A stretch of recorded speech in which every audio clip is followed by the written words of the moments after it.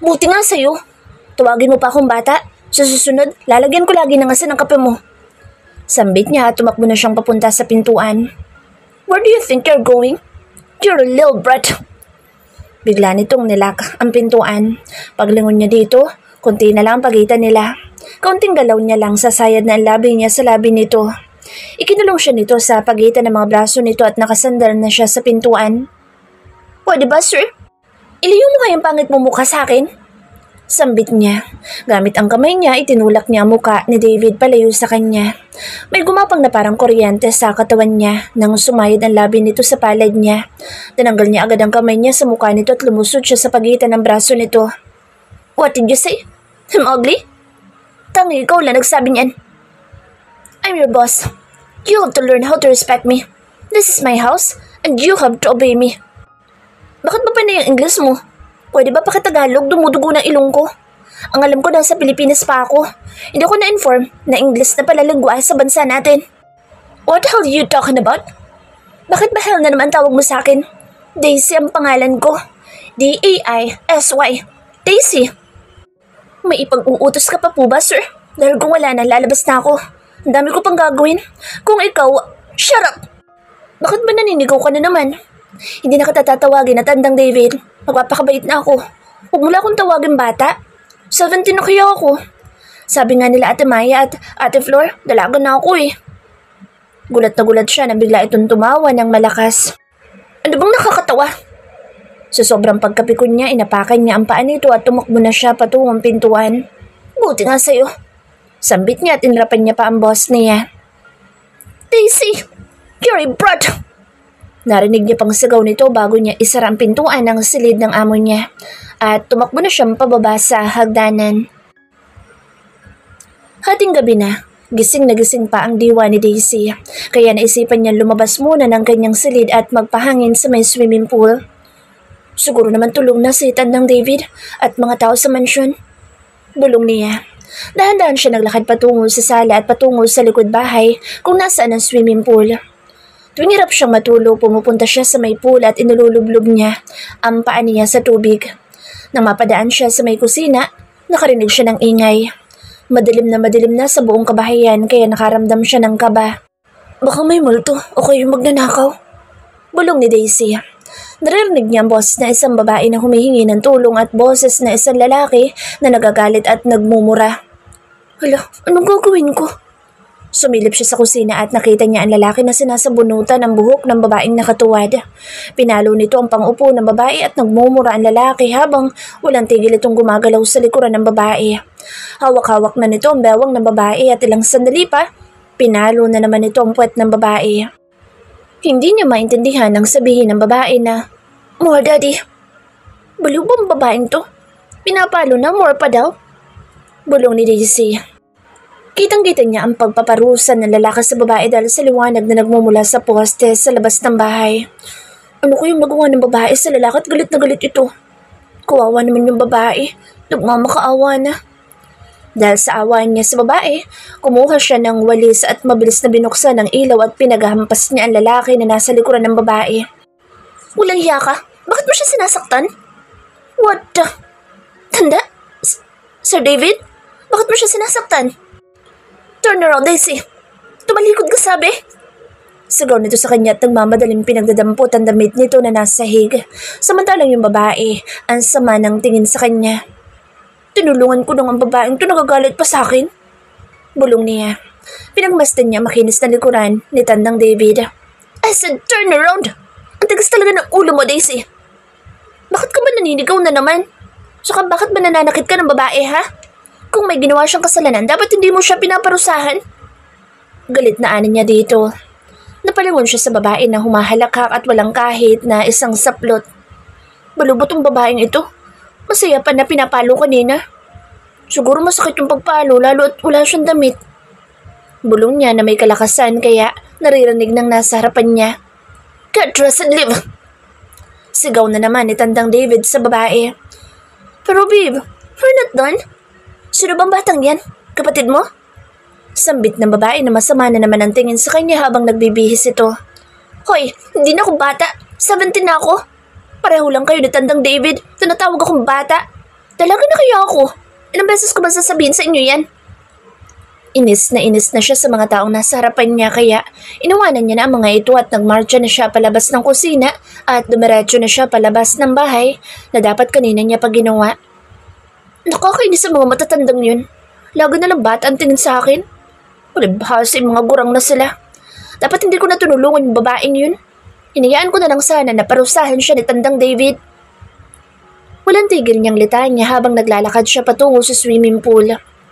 Nawala ang pagkainis niya nang makita niya ang mga bituin sa langit at ang magandang tubig ng pool. Umupo siya agad at inilubog ang paa niya sa tubig. Hello, mga bituin. Hello, Lola. Nakikita mo ba ako ngayon? Maayos naman ako, Lola, at inaalagaan ako ng maayos na Lola Carmen na best friend mo, La. Nakakainis lang sa Tandang David. Ang amo namin. Pagkasungit-sungit at laging galit sa akin. Ang bait-bait ko naman, Lola, di ba? Tuloy-tuloy na salita niya habang nakatingala siya sa langit. Muntik na siyang mahulog sa tubig na magulat siya na may tumikim sa likuran niya. At kung hindi pa siya nahawakan nito sa braso, malamang basang-basa na siya ngayon. Tumayo siya at hinarap ito. Ano ka ba? Bakit ka ba nagugulat dyan? Stop yelling at me. Sambit nito at nang tumama ang liwanag sa mukha nito, sa kanya lang napagtanto na ang amo niya palang si Tandang David ang nasa harapan niya. Bakit gising ka pa? Marunong naman pala magtagalog pa na English pa. Bulong niya. Stop murmuring. Matulog ka na para tumangkad ka pa. Matangkad naman ako Saka hindi ako makatulog kaya lumabas ako ng silid ko. Bakit mo pinaparusahan yung babae, Sir David? May nagawa ba siyang kasalanan? Gagawin mo din ba sa akin yung ginawa mo sa babae kanina pag gumawa ko ng kasalanan sa'yo? Huwag naman. Mukhang masakit ang mapalo sa puwet, no? Nakita niya ang paglunok ni Tandang David habang titig na titig sa kanya. Why? Do you want to know why I punish her? Be a good girl para hindi kita maparusahan. Bakit ba panay ang English mo, Tandang David? Kanina pa dumudugo ang ilong ko. Am I look so old to you? You keep calling me Tandang David. Matanda ka naman talaga. Kung ang tinatawag mong bata, patas lang tayong dalawa. Sabi ni Ate Maya, 35 ka na. Ako 17 pa lang. Ibig sabihin matanda ka na. Tumawa pa siya at nang tingnan niya ito, masama ang tingin nito sa kanya. Kaya bigla siyang nakaramdam ng kaba na baka parusahan siya nito. Naalala niya ang sinabi ng Lola Carmen niya na dapat hindi siya sumasagot ng pabalang sa amo nila at baka mapalaya silang dalawa. Sorry po, sir. Hindi ko na po kayo tatawagan, Tandang David. Kung hindi lang dahil sa lola niya, hindi siya hihingi ng sorry dito. 30 pa lang ako, Daisy. Hindi 35. You can call me Kuya. Para na kitang batang kapatid. Paano naman kita magiging kapatid ang yaman-yaman mo? Ako katulong lang dito sa mansyon mo. Ayos ka lang ba, sir? Baka nasobrahan ka sa pagpaparusa mo dun sa babae kanina. Bakit ka po ba galit na galit dun sa babae? Grabe kayo magmura. Huminga muna siya ng malalim dahil kinakapos na siya ng hininga. Sa haba ng sinabi niya, You're so innocent. Don't be so curious about what you saw. Forget about it. Paano ko naman makakalimutan yun? Basta, Daisy, kalimutan mo ang nakita mo. Naiintindihan mo? Huwag mong sasabihin kahit na kanino kung ayaw mong parusahan kita. Okay po, Kuya David. Pangasar niya dito at inilapit niya pa ang mukha niya sa mukha nito. Nakita niya naman na napalunok ito. Bigla siya nitong naitulak at pumikit siya dahil siguradong sa semento ang bagsak niya. Ang bango naman ng semento. Sambit niya at pagdilat ng mata niya, nasa dibdib ni David ang mukha niya at nakayakap ang braso nito sa katawan niya. Bitawan mo nga ako. Pangalawang beses mo na akong tinulak, Kuya David na masungit. Diyan ka na nga, nakakainis ka na. Walang lingon na inuwanan niya ito. Hindi nakita ni Daisy ang pagngiti nito at pagsunod ng tingin sa kanya. Daisy, pakidala naman itong kape kay Sir David sa kwarto niya. Tapusin ko lang itong niluluto ko. Okay, Ate Kulot. Daisy! Sigaw ni Ate Maya at nagmadali akong makaalis ng kusina. Inis na inis siya sa tuwing tinatawag ko si Ate Maya ng Kulot, kaya lalo ako natutuwa na asarin siya. Sabi ni Tandang David, tawagin ko siyang kuya. Kuya Tanda, mas bagay sa kanya. Paano ko naman makakalimutan na nakita ko kagabi kung pati sa panaginip ko ay nakikita ko pa rin yun? Bakit ba ako kinakabahan? Nakailang katok na ako sa pintuan ng amo ko ay hindi pa din ito binubuksan. Nang subukan kong pihitin ang doorknob, hindi ito nakalock kaya dumiretso na akong pumasok sa loob ng silid ni Tandang David. Sir? Tandang David? Nandito na po ang kape niyo. Ilalapag na sana niya ang kape sa ibabaw ng maliit na mesa sa tabi ng kama nang biglang bumukas ang pintuan ng banyo.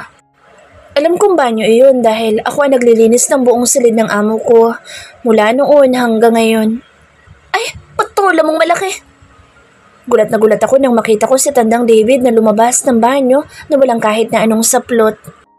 Sunundan ko pa ang pagpatak ng tubig mula sa dibdib niya hanggang sa mga abs niya at natulala na ako nang makita ko ang patola niyang mahaba, malaki at mataba. Sa buong buhay ko hindi pa ako nakakakita ng ng isang lalaki.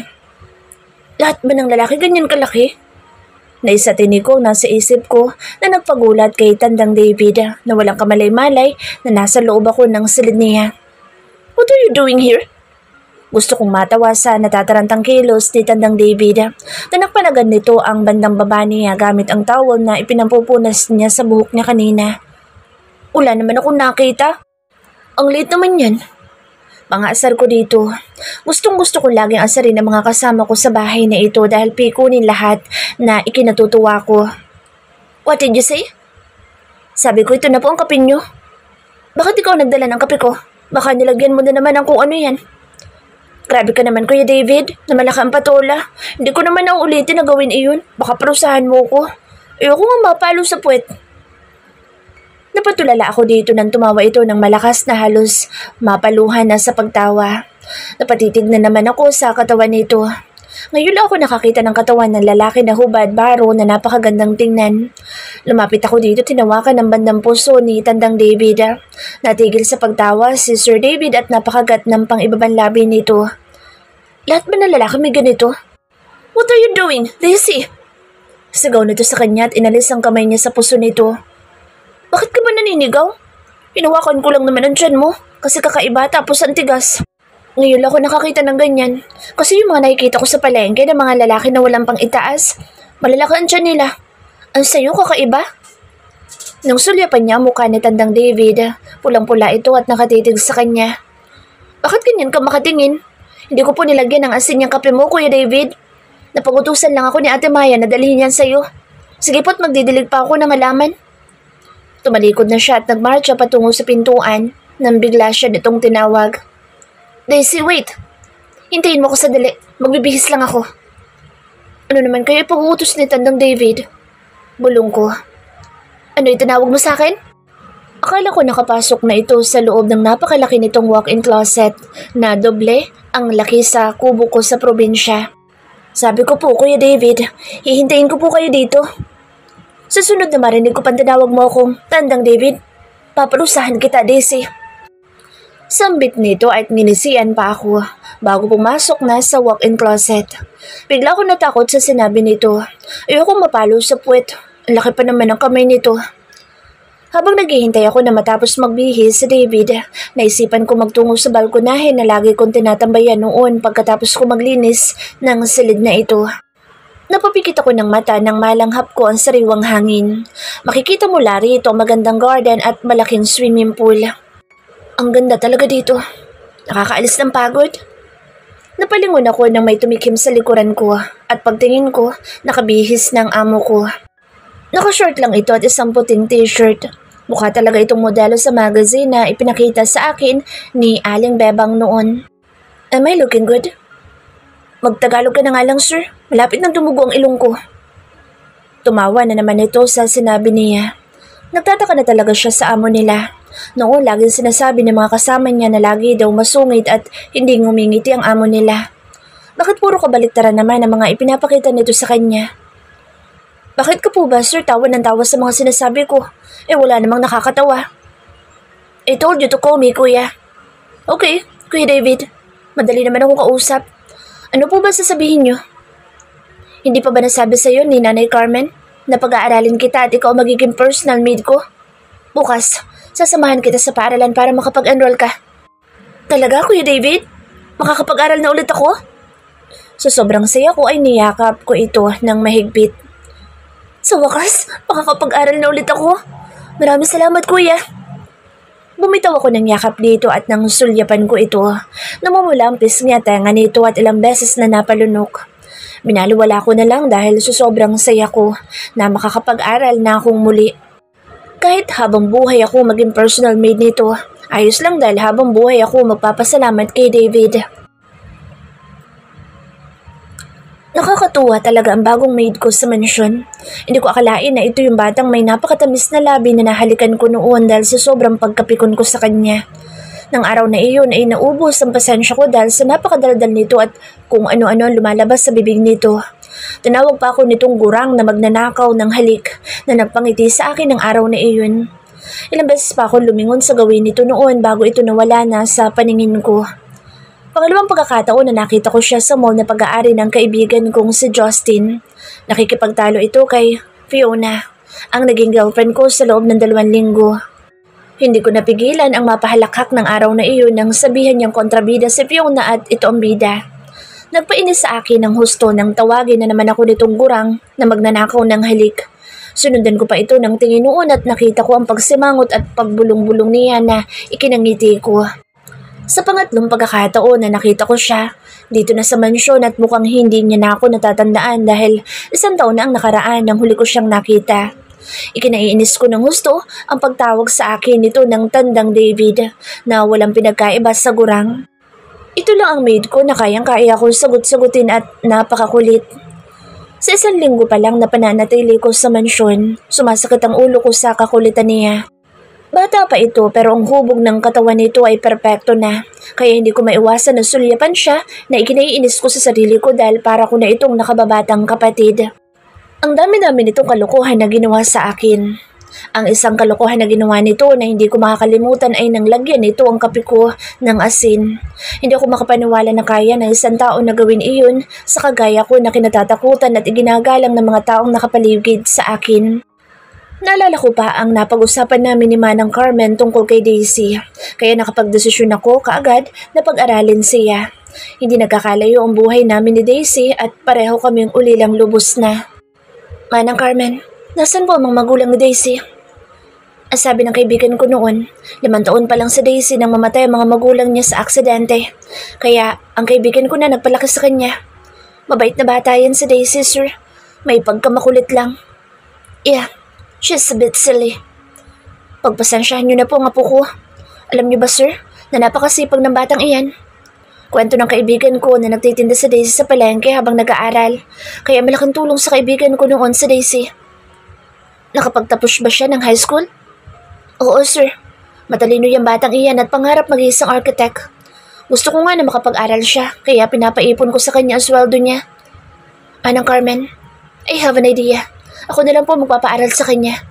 Parang nakababatang kapatid ko na sa Daisy at isasama ko siya sa condo ko para maging personal maid ko. Kung papayag kayo, Manang Carmen.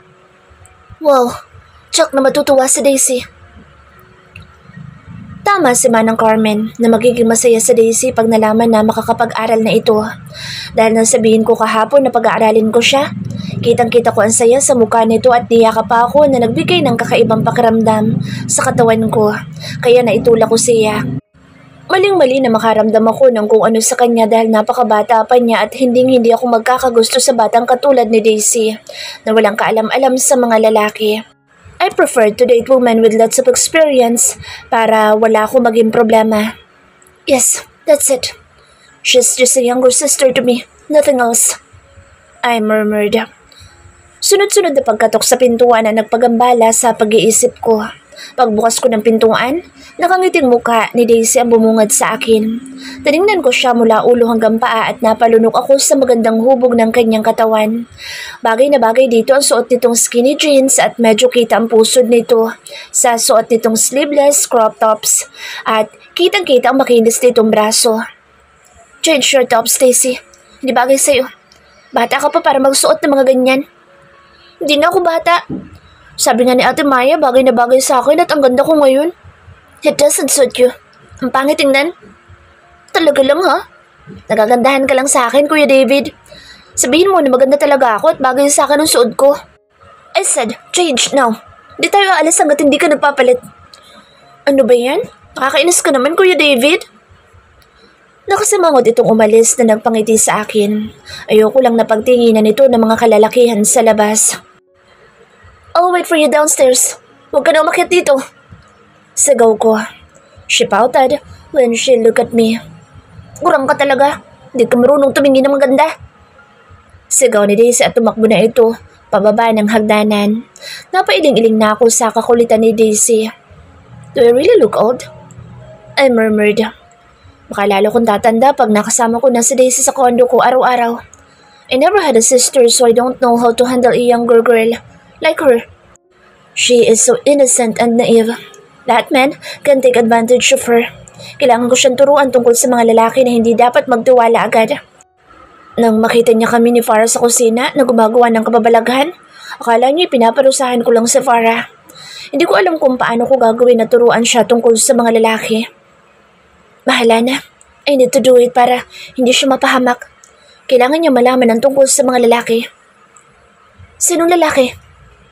Ikinabigla ako na magsalita si Daisy sa likuran ko. Pagbaling ko sa kanya, konti na lang pagitan ng mga katawan namin kaya naitulak ko na naman siya. Na muntik ng ikinatumba nito. Kung hindi ko agad nahawakan ito sa bewang. Bitawan mo nga ako. Inis na talaga ako sa'yo, sir. Lagi mo na lang ako tinutulak. Nakasimangot si Daisy at masama ang tingin sa akin. Hindi ko napigilan ng mapangiti dahil sa kauna-unahang pagkakataon, nakita ko ang pagkainis nito. Dahil mas madalas ako ang mainis sa kakulitan nito. Masaya ka ba, sir, na itinutulak ako? Sambit ni Daisy at mukhang seryoso na ito ng pananalita. Nakaramdam ako ng inis sa sarili ko. Sorry, Daisy. Nagulat lang ako. Sa kauna-unahang pagkakataon, nag-sorry ako sa isang tao at sa isang batang babae pa. Pwede na pala ako mag-artista. Nadala ka sa acting ko. Pwede na ba itong suot ko? Napabuntong hininga na lang ako. Akala ko talaga nasaktan ko si Daisy. Nakapagpigil lang ako na yakapin nito dahil nakakaawa yung mukha nito kanina. Sir, okay na ba itong suot ko? Much better. Nakasuot na ito ng puting long sleeve na pang itaas na nakatuck-in sa skinny jeans na suot nito. Napaka-sexy pa rin itong tingnan dahil sa maliit nitong bewang. Gandang-ganda ka na naman sa akin, sir. Este, Kuya David. Sino naman nagsabi sa'yo maganda ka? Pangit kaya? I smirked while looking at her. Sama mo talaga. Tinalikuran na ako ni Daisy at nagmarcha na siyang palabas ng bahay. Hindi ko sasabihin dito na nagagandahan talaga ako sa kanya. Baka kung ano pang isipin ni Daisy. Hindi ko mapigilan ang mangiti nang tumalikod ako kay Daisy at diretsyong naglakad na akong palabas ng mansyon kung nasaan ang pinahanda kong sakyan. Wala akong balak na magdala ng driver papunta sa school na pupuntahan namin kung saan magpapa-enroll si Daisy. Pinagbukas agad ako ng isa kong bodyguard ng pintuan ng sakyan. Just follow my car, but don't be too close. I don't want to get a lot of attention sa school na pupuntahan namin. Copy, boss. Nakaupo na ako sa sasakyan nang sulyapan ko si Daisy. She's pouting and murmuring while walking towards the car.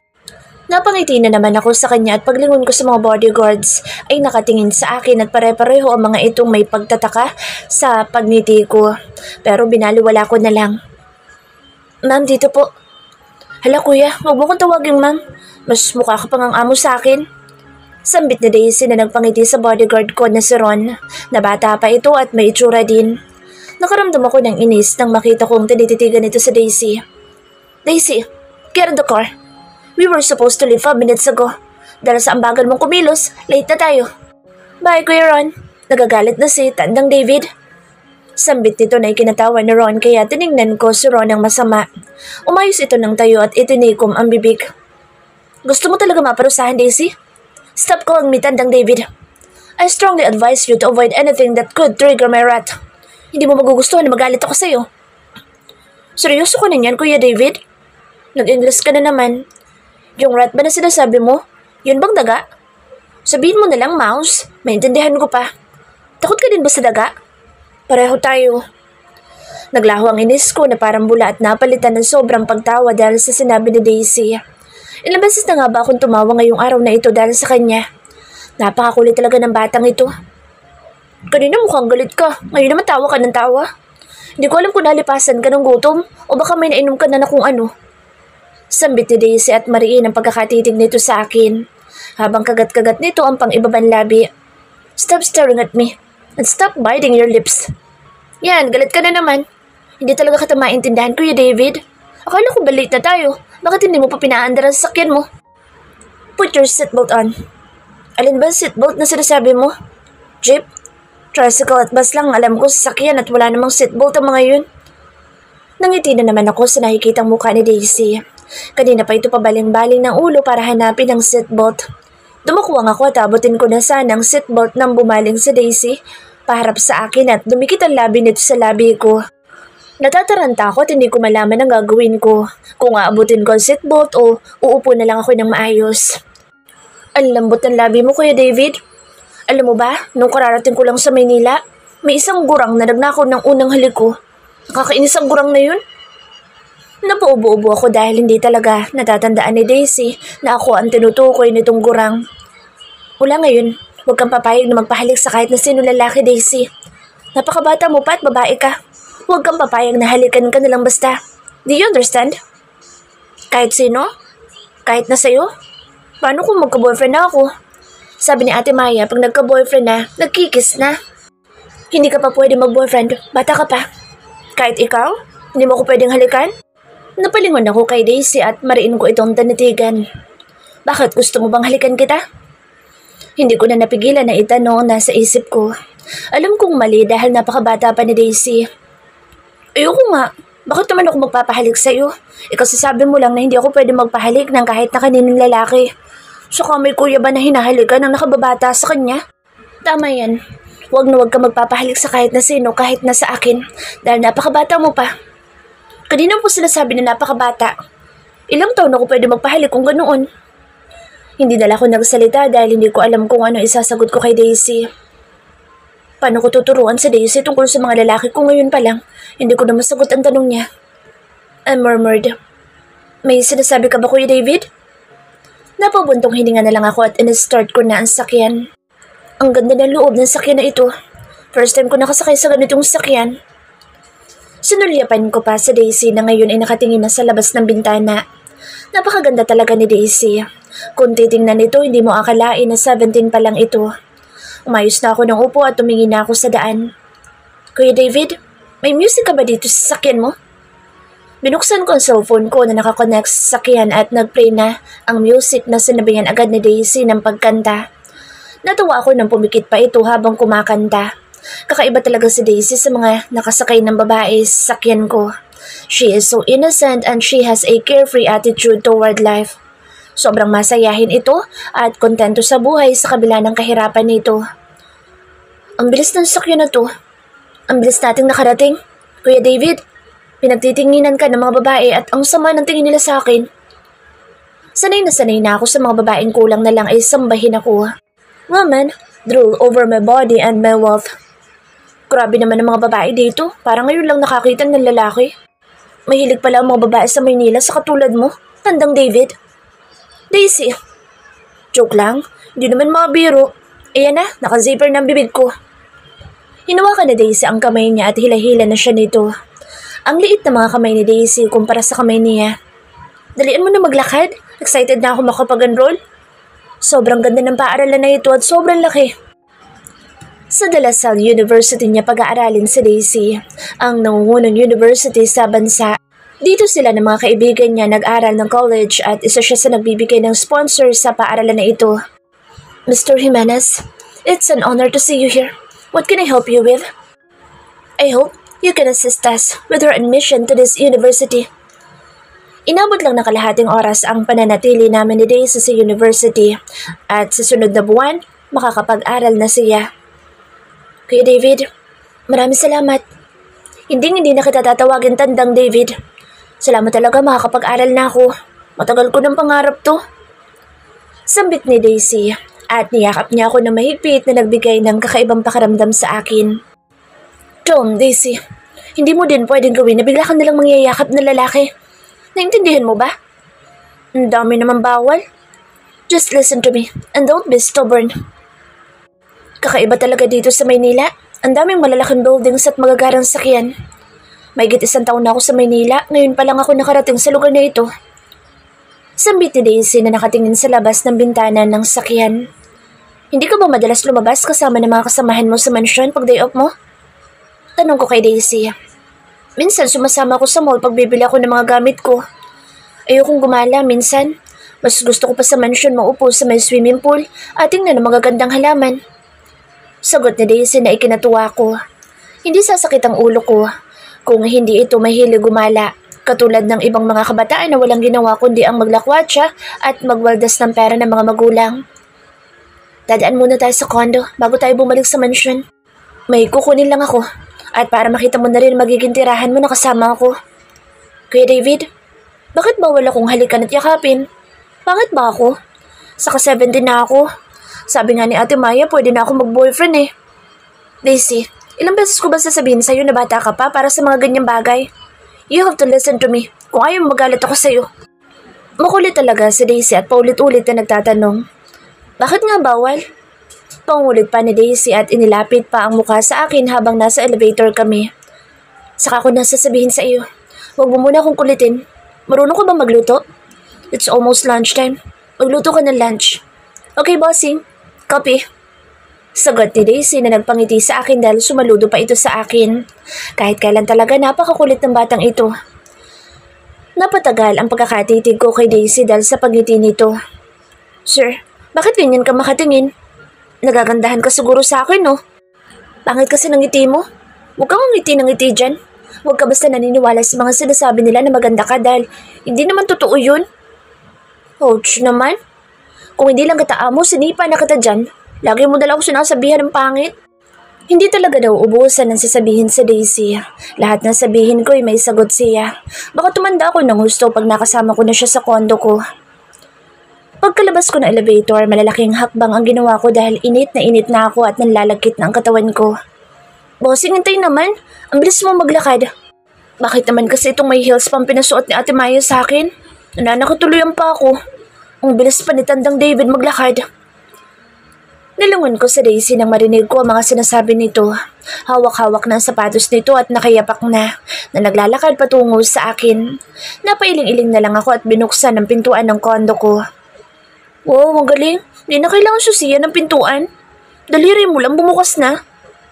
Pagkapasok namin sa loob ng kondo, tumakbo agad si Daisy sa couch at naupo na parang bata na nakataas pa ang paa. Daisy, sit down properly and put your shoes in the shoe cabinet.